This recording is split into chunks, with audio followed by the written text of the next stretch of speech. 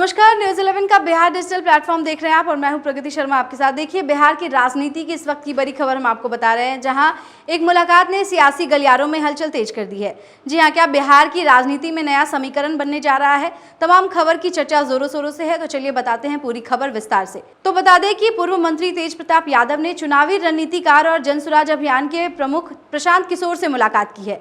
इस मुलाकात का वीडियो खुद तेज प्रताप यादव ने अपने आधिकारिक फेसबुक अकाउंट पर साझा किया है, जिसके बाद राजनीतिक अटकलों का दौरा तेज हो गया है।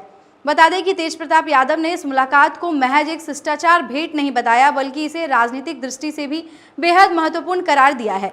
साथ ही सोशल मीडिया पोस्ट पर उन्होंने लिखा है कि आज का दिन राजनीतिक दृष्टि से काफी महत्वपूर्ण रहा है।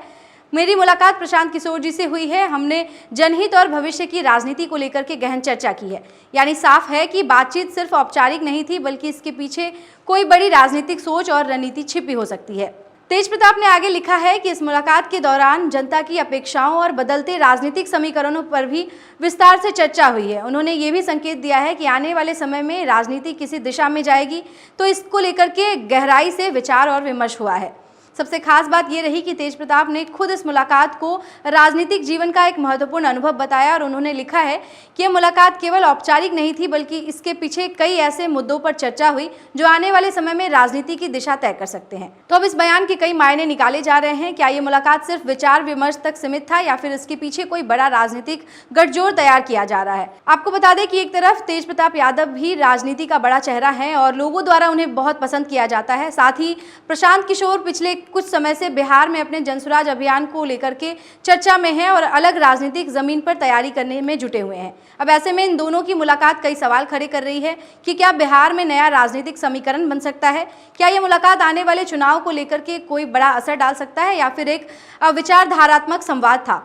राजनीतिक जानकारों का कहना है कि बिहार की राजनीति इस वक्त एक ट्रांजिशन फेज में है, जहां नए समीकरण बनने और पुराने गठजोड़ बदलने की पूरी संभावना है। अब ऐसे में इस तरह की मुलाकातें आने वाले दिनों में बड़ा संकेत भी दे रहे हैं। वहीं तेज प्रताप यादव ने अपने पोस्ट के अंत में ये भी कहा है कि इस मुलाकात के बाद उनका जनसेवा और सकारात्मक राजनीति के प्रति संकल्प और भी मजबूत हो गया है। यानी वो इस बातचीत को एक नई दिशा और नई ऊर्जा के साथ देख रहे हैं। हालांकि अभी तक इस मुलाकात को लेकर के प्रशांत किशोर की ओर से कोई आधिकारिक बयान सामने नहीं आया है, जिसको लेकर के सस्पेंस जो है वो अभी भी बरकरार है।